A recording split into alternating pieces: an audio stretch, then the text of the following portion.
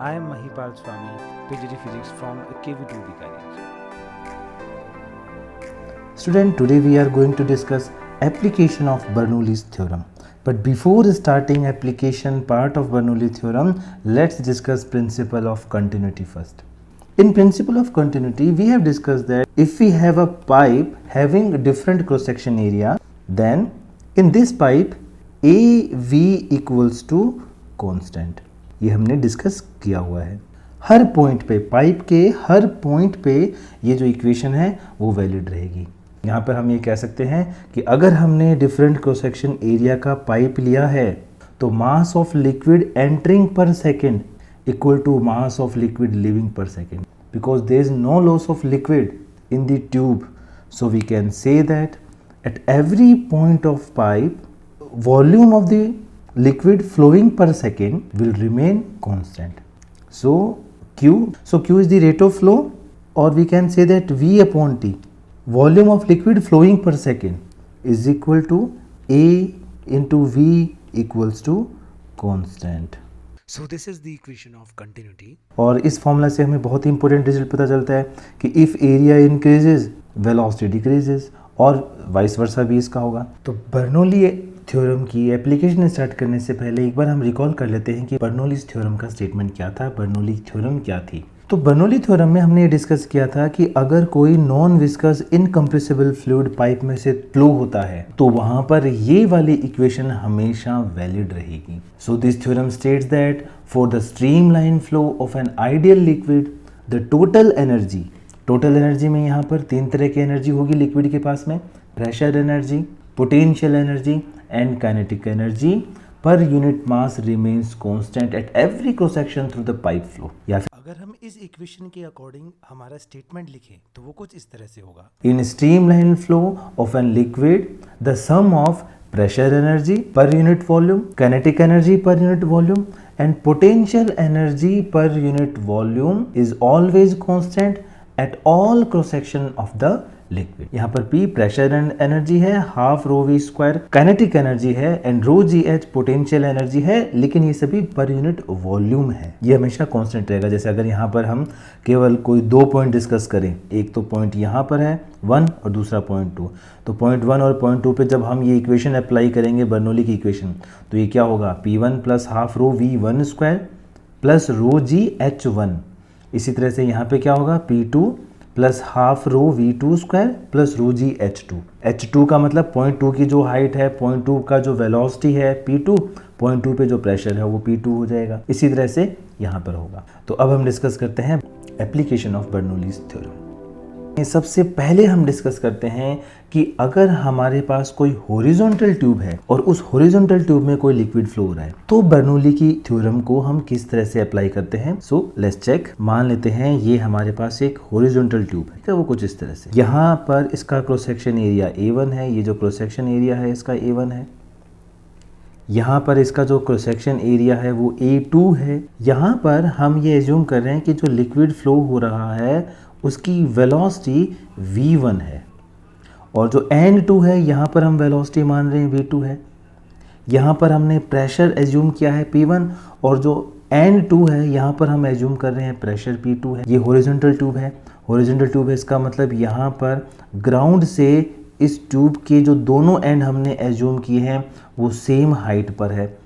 यानी अगर मान लेते हैं ये एक बार H1 है, ये H2 है, तो क्योंकि हमने हॉरिजॉन्टल ट्यूब यहाँ पर लिया है तो इसका मतलब ये हुआ here H1 equals to H2. तो चलो एक बार हम बर्नौली थ्योरम अप्लाई करते हैं. तो बर्नौली थ्योरम क्या कहता है? P plus half rho V square plus rho ji h is equals to constant. जब हम ये इक्वेशन एंड 1 और एंड 2 पे अप्लाई करते हैं तो हमें कुछ इस तरह की इक्वेशन मिलती है: P1 plus half of rho V1 square plus rho g H1 equals to P2 plus half of rho V2 square plus rho ji H2. Because H1 equals to H2, तो ये वाला जो टर्म है वो एक दूसरे से कैंसिल हो गए और हमारे पास जो इक्वेशन आई है that is P1 plus half of rho V1 square is equals to P2 plus half of rho v²। बहुत ही इंपॉर्टेंट इक्वेशन आई है और आगे की जो बहुत सारी एप्लीकेशन जो हम करने जाएंगे वो सभी इसी पर बेस्ड है। जैसे अभी अभी हमने इक्वेशन ऑफ कॉन्टिन्यूटी पढ़ी। इक्वेशन ऑफ कॉन्टिन्यूटी क्या कहता है? AV equals to constant. AV of constant का मीनिंग क्या हुआ? That V is inversely proportional to the area.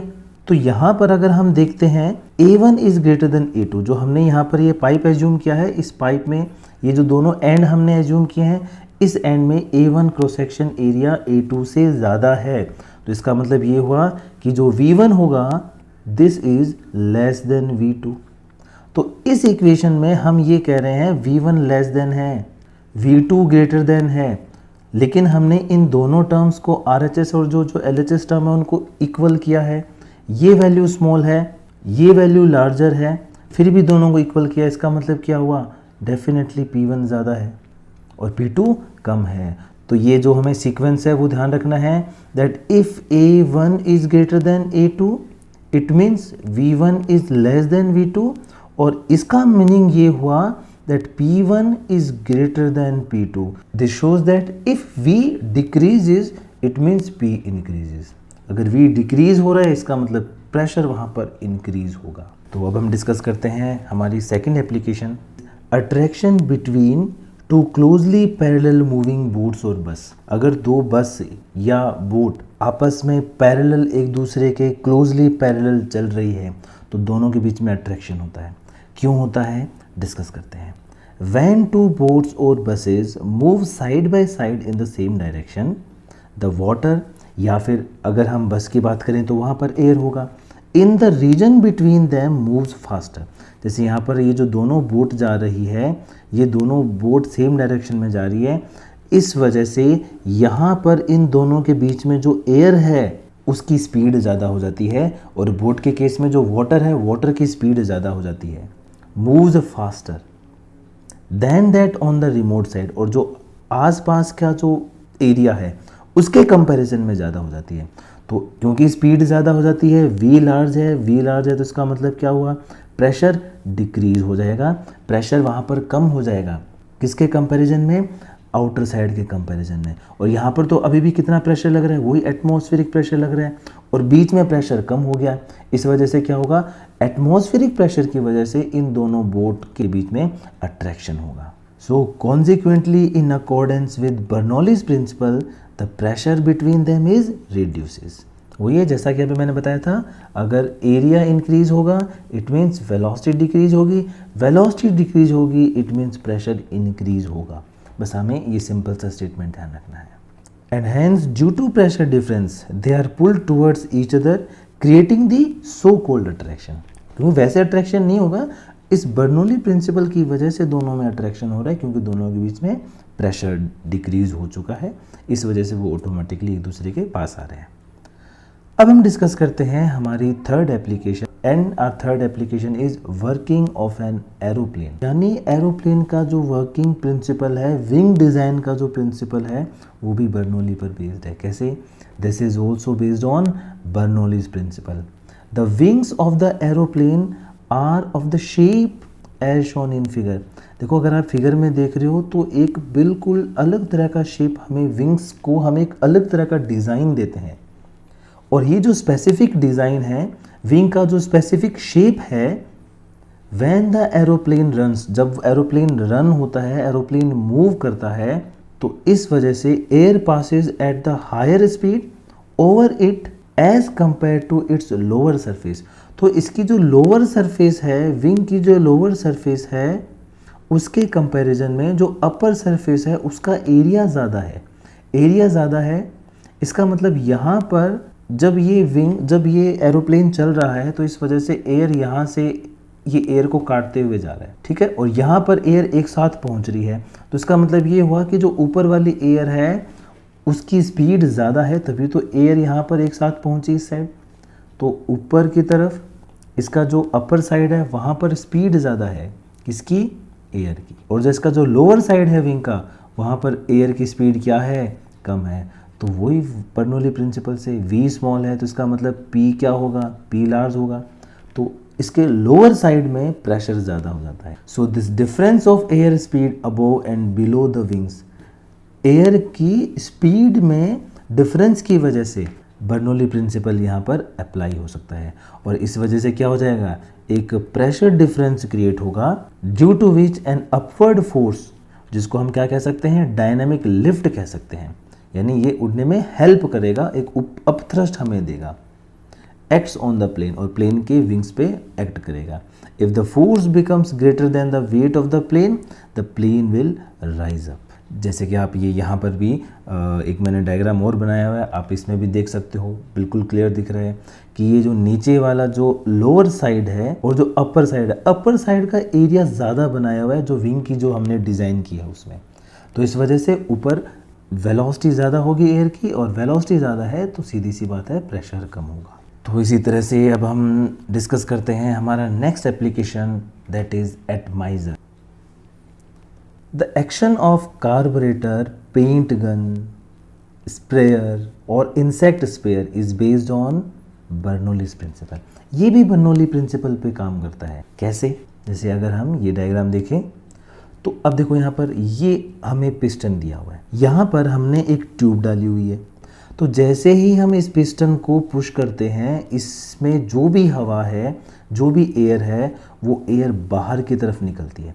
बाहर की तरफ निकलती है, इसका मतलब कि ये हुआ कि यहाँ पर स्पीड क्या होगी, एयर की लार्ज होगी, स्पीड ऑफ एयर क्या होगी, यहाँ पर लार्ज हो गई, ज़्यादा होगी, तो स्पीड ज़्यादा है, इसका मतलब क्या हुआ, यहाँ पर एक लो प्रेशर एरिया क्रिएट हो जाता है, यहाँ पर प्रेशर कम हो गया, लेकिन ट्यूब के अंदर अभी भी कितना प्रेशर है, वही एटमॉस्फेरिक प्रेशर है, तो मतलब इस वेसल में तो प्रेशर ज़्यादा है, बाहर प्रेशर कम है, तो इस वजह से ये जो पानी है ऑटोमेटिकली इस ट्यूब के अंदर आ जाएगा, ये जो लिक्विड है वो ऑटोमेटिकली इस ट्यूब में आ जाएगा, और क्योंकि यहाँ पर एयर की स्पीड ज़्यादा है तो ये स्प्रे की फॉर्म में पानी बाहर आ जाएगा। तो ये सिंपल सा प्रिंसिपल है एटमाइज़र का। तो इसी तरह से अब हम डिस्कस करते हैं हमारा नेक्स्ट एप्लीकेशन, एंड ये भी बहुत ही वेल नोन एप्लीकेशन है और ये भी बर्नौली के प्रिंसिपल पर ही बेस्ड है। आपने देखा होगा ड्यूरिंग अ टॉर्नेडो और अ hurricane, when a high speed wind blows over a straw or a tin roof, it creates a low pressure in accordance with Bernoulli's principle। देखो कैसे, जैसे यहाँ से विंड चल रही है, एयर है, हवा तेज चल रही है, तो इस वजह से क्या हुआ, यहाँ पर एयर की स्पीड सेम वही हमें एप्लीकेशन अप्लाई करनी है बार बार, तो जो एयर की जो स्पीड है वो यहाँ पर क्या हो गई, ज़्यादा हो गई, लार्ज हो गई, V इज़ लार्ज।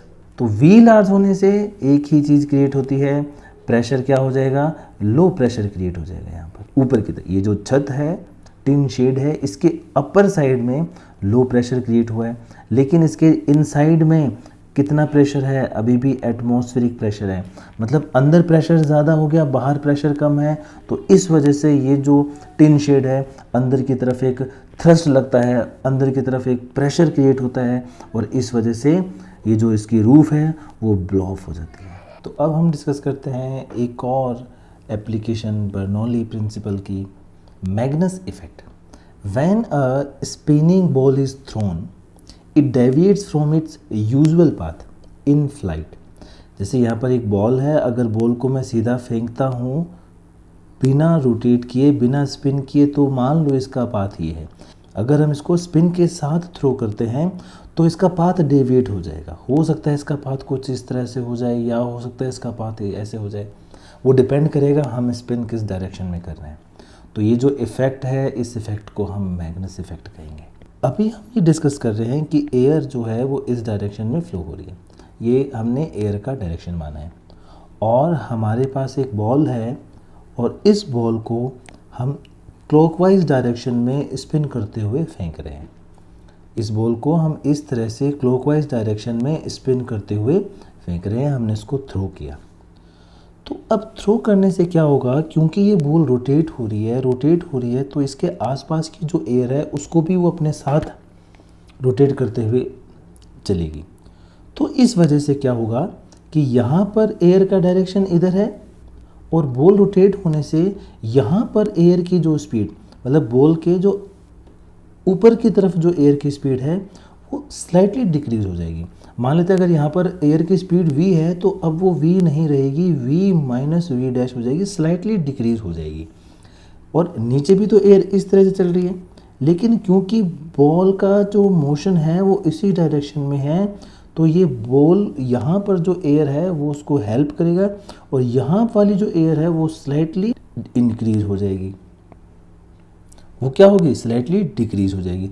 मतलब जो ऊपर जो एयर की डायरेक्शन है ये भी एयर की डायरेक्शन है, यहाँ पर भी एयर इसी डायरेक्शन में फ्लो हो रही है, लेकिन बॉल रोटेट हो रही है, इस वजह से यहाँ पर ये जो एयर है ऊपर साइड में वो एयर का अपोज कर रहा है, इसलिए वेलोसिटी थोड़ी सी डिक्रीज होगी। और यहाँ पर ये क्या कर रहा है? एयर को उसी डायरेक्शन में हेल्प कर रहा है, बॉल की वजह से एयर भी की स्पीड थोड़ी सी इंक्रीज हो जाएगी। और वैसे अगर हम वी डैश की वैल्यू फाइंड करें तो वो क्या होगा? आर ओमेगा होगा। R is the radius of this ball और ओमेगा जिस फ्रीक्वेंसी से हम उसको रोटेट कर रहे हैं, आर ओमेगा। तो मतलब एक्चुअल में जो v की वैल्यू होगी, अब जो एयर की जो वैल्यू है, रिजल्टेंट वैल्यू है, वो v ना हो के v माइनस आर ओमेगा है अपर साइड में, तो और लोअर साइड में क्या होगा? यहाँ पर v प्लस आर ओमेगा। अब यहाँ पर हमें इस वैल्यू से मतलब नहीं है कि हमें वैल्यू एग्जैक्ट वैल्यू नहीं फाइंड करनी है कितनी कम हुई है, बस हमें ये देखना है कि वैल्यू वेलोसिटी कम हुई है या नहीं हुई है। क्यों?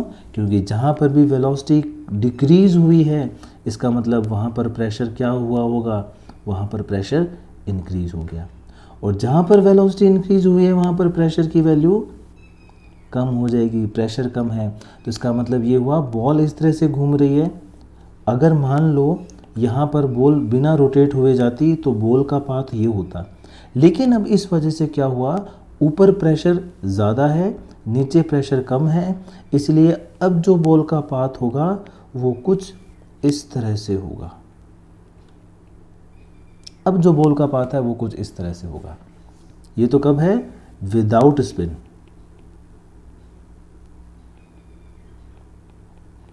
और ये पाथ कब है? ये वाला पाथ, ये पाथ है विद स्पिन। तो अब हम डिस्कस करते हैं venturimeter. It is a device based on Bernoulli's theorem used for measuring the rate of flow of liquid through pipes.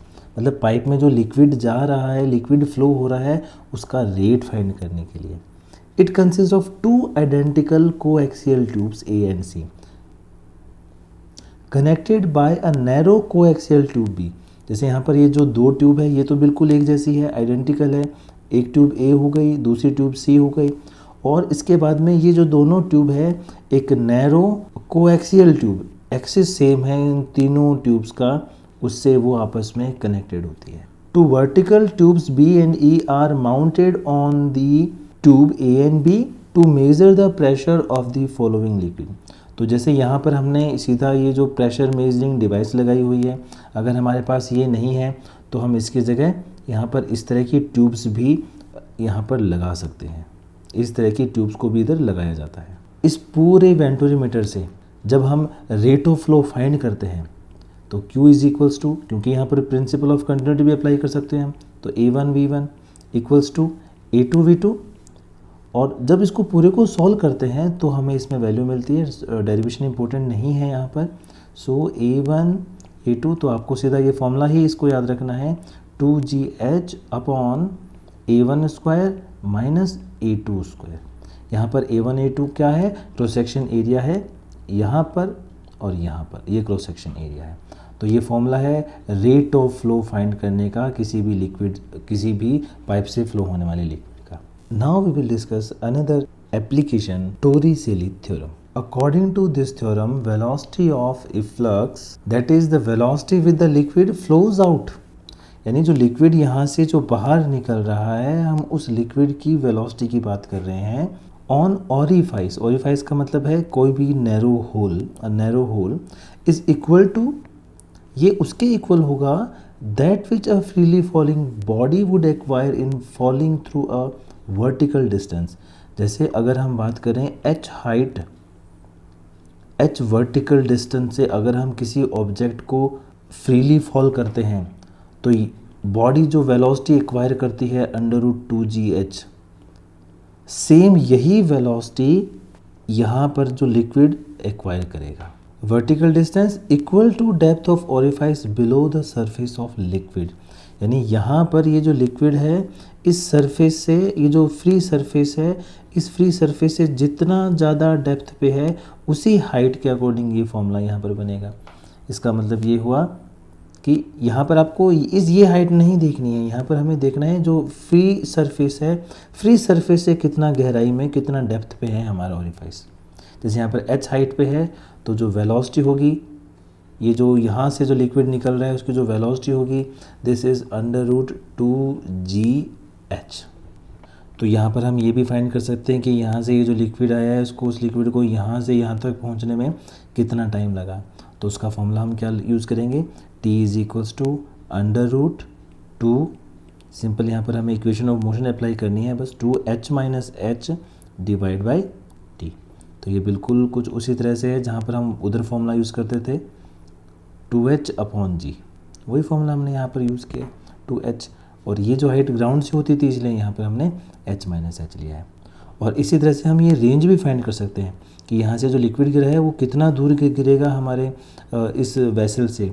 तो फॉर्मूला हम r is equals to velocity into time, और ये जो वेलोसिटी कौन सा है, ये वेलोसिटी ऑफ रिफ्लक्स है। So v is equals to √2GH and t is this, so 2h minus h divide by g। और जब इसको सॉल्व करेंगे तो हमें वैल्यू मिलेगी r is equals to 2√h minus h multiply by h। अब हम मूव करते हैं हमारी लास्ट एप्लीकेशन की तरफ, हार्ट अटैक। कैसे, देखो जैसे यहाँ पर हमने एक आर्टरी शो किया हुआ है। So arteries can become constricted with plaque. तो जब भी प्लाक वहाँ पर होता है तो प्लाक की वजह से आर्टरी क्या हो जाती है, नैरो हो जाती है, कॉन्स्ट्रिक्ट हो जाती है। Specially if one Yeats a poor diet and doesn't exercise, the red stream line shows the path of blood. और ये जो रेड हमने लाइन शो किया वो क्या शो कर रहा है, ब्लड का पाथ शो कर रहा है। As it weaves around the plaque, तो यहाँ पर प्लाक होने की वजह से ये इससे राउंड होता हुआ वो यहाँ से जाएगा। So this situation is similar to air flowing around a curved aeroplane wing. तो ये कुछ वैसा सा ही है जहाँ पर हमने एरोप्लेन विंग की बात की थी, यानी यहाँ पर ये जो आपको एरिया दिख रहा है, क्रॉस सेक्शन एरिया, वो क्रॉस सेक्शन एरिया कम है। अगर हम यहाँ क्रॉस सेक्शन एरिया की बात करें, यहाँ वाला क्रॉस सेक्शन एरिया ज़्यादा है। बिकॉज यहाँ पर क्रॉस सेक्शन एरिया कम है, इसका मतलब यहाँ पर जो ब्लड की स्पीड है वो ज़्यादा होगी, किसके कंपैरिजन में, यहाँ के कंपैरिजन में। और इधर ब्लड की स्पीड ज़्यादा है तो सीधी सी बात है यहाँ पर प्रेशर क्या हो जाएगा, प्रेशर लो हो जाएगा। स्पीड ज़्यादा है तो प्रेशर लो, लेकिन बाहर अभी भी कितना प्रेशर लग रहा है, नॉर्मल प्रेशर लग रहा है। और इस नॉर्मल प्रेशर की वजह से एक टाइम ऐसा आएगा कि ये जो आर्टरी है आपकी बिल्कुल नैरो हो जाएगी, पिचक जाएगी। और ये जितना ज़्यादा ये जो आर्टरी है कॉन्स्ट्रिक्ट होगी, यहाँ पर जो ब्लड है उसकी स्पीड भी उतनी ज़्यादा होगी। ब्लड की स्पीड जितनी ज़्यादा होती रहेगी, प्रेशर उतना ही ज़्यादा कम होता रहेगा और बाहर से प्रेशर लगता रहेगा। So the pressure is lower where the fluid is floating faster. जहाँ पर ब्लड फास्ट फ्लो कर रहा है वहाँ पर वेलोसिटी ज़्यादा होगी। वेलोसिटी ज़्यादा है तो प्रेशर कम हुआ, और जो प्रेशर में डिफरेंस आया है, so the pressure difference can dislodge the plaque. और धीरे धीरे धीरे धीरे ये जो क्रॉस सेक्शन एरिया है वो कम होता रहेगा और एक टाइम ऐसा आएगा कि वो आर्टरी को ही ब्लॉक कर देगा। ये अगर हम एक और डायग्राम देखें तो देखो, अगर ये नॉर्मल आर्टरी है जिसमें कोई भी प्लाक नहीं है, तो यहाँ पर ये नॉर्मल क्रॉस सेक्शन एरिया होने की वजह से जो ब्लड का फ्लो है वो आसानी से हो जाएगा। ये एक यूनिफॉर्म क्रॉस सेक्शन एरिया में मिलता है। लेकिन प्लाक की वजह से देखो यहाँ पर क्रॉस सेक्शन एरिया क्या हो चुका है, इतना प्लाक आया, इस वजह से क्रॉस सेक्शन एरिया कम हो चुका है। और क्रॉस सेक्शन एरिया कम होने की वजह से अब इसमें से अगर कोई लिक्विड पास होगा तो उस लिक्विड की स्पीड ज़्यादा होगी। लिक्विड की स्पीड ज़्यादा है तो प्रेशर कम, मतलब अंदर प्रेशर कम और बाहर प्रेशर ज़्यादा। इस वजह से ये जो आर्टरी है वो और भी ज़्यादा नैरो हो जाएगी।